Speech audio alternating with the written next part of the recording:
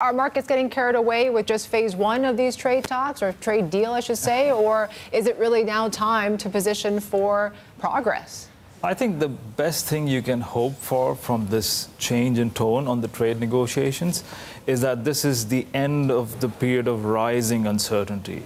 And from here, uncertainty starts to decline. It won't happen in a day, it won't happen in a month, but the trend of rising uncertainty, which was causing a lot of problems for global capex, that could start to go down. And global capex, if you remember, has been by far the biggest driver of downside in the global economy.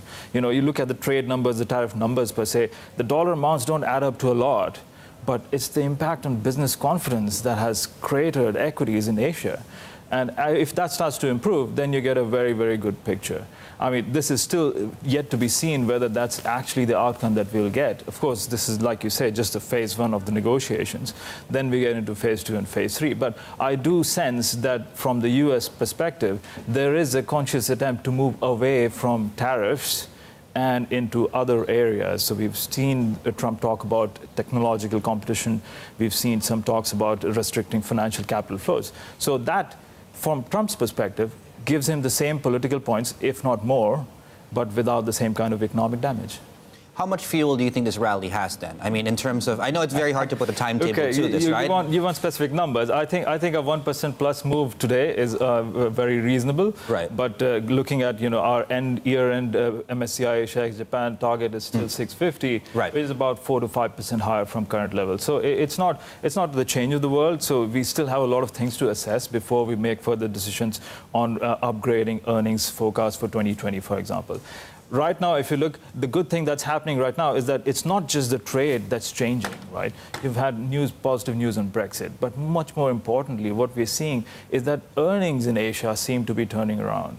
And this isn't just an India story, where obviously with the tax cuts there's been a lot of change, but across the board, most importantly, we've seen memory markets, margins on the memory companies starting to bottom out. Samsung's results last week were a good sign of that.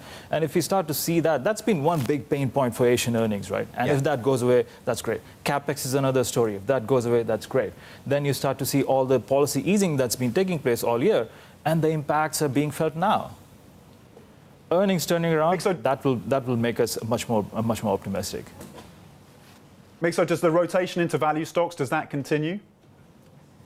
Yeah, so we've been positive on value, looking for this rotation to happen since like the third week of August. The reasoning behind that at that point was that positioning had become extremely light in Asia, and especially in value stocks.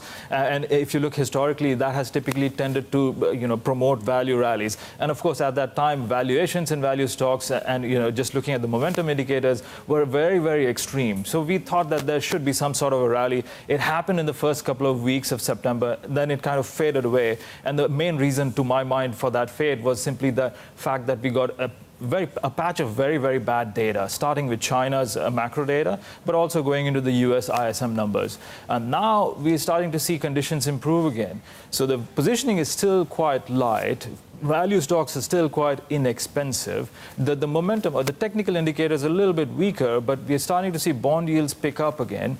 Yield curves are steepening again. And all of these conditions really, really add up to a resumption of the value rally. So with this trade news over the last weekend, we do think that this value rally will resume. And if you look at our tactical ideas, so we run a portfolio which has a core component and a tactical component. The tactical component is very much biased towards value stocks at this point.